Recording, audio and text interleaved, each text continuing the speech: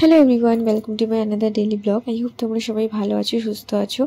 আমরাও ভালো আছি। আর এই দেখো, নিমিষা আর আমি ওয়েট করছি নিমিষার মিম পিসদের জন্য। অ্যাকচুয়ালি আজকে বাড়িতে তানিয়া, দেবমিতা আর দুই মাসিমণির আসার কথা। তো আমরা দুজন রেডি হয়ে ওদের জন্যই ওয়েট করছিলাম। আর নিমিষার মিম পিস মানে ওরা হলো তানিয়া আর দেবমিতা হলো প্রকাশের ছোটোবেলার বন্ধু। কিন্তু ওদের সাথে যখন আমি প্রথম মিট করেছি, আমার কোথাও গিয়ে মনে হয়নি যে ওরা আমার হাজব্যান্ডের ফ্রেন্ড।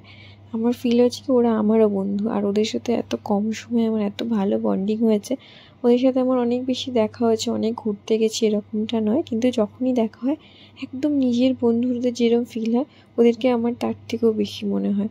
আর এত ফ্যামিলি রিলেশন যেহেতু রয়েছে, সেহেতু আরও বেশি ওরা আমার ক্লোজ টু হার্ট।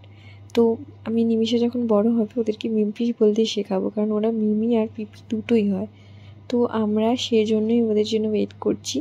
অনেক দিন ধরেই আমাদের প্ল্যান হচ্ছিল, কিন্তু সময় দুজনের একসাথে অ্যাডজাস্ট হচ্ছিল না, এবং আমার সাথেও অ্যাডজাস্ট হচ্ছিল না। যেহেতু অফিসের উইক অফটা সেরকমভাবে পড়ছিল না বলে এই পেন্ডিং রয়ে গেছে অনেক দিন ধরে। ফাইনালি ওরা এসেছে।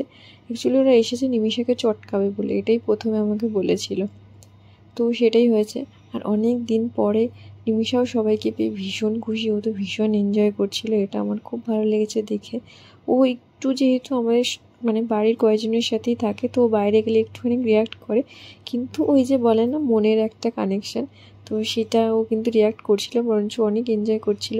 আর এই দেখো, আজকে আমরা তিনজন একসাথে হলে অনেক সেলফি তুলতাম, কিন্তু আজকে সবাই আমাকে ভুলে গিয়ে ওর সাথে সেলফি তুলতে ব্যস্ত হয়ে গেছিলো।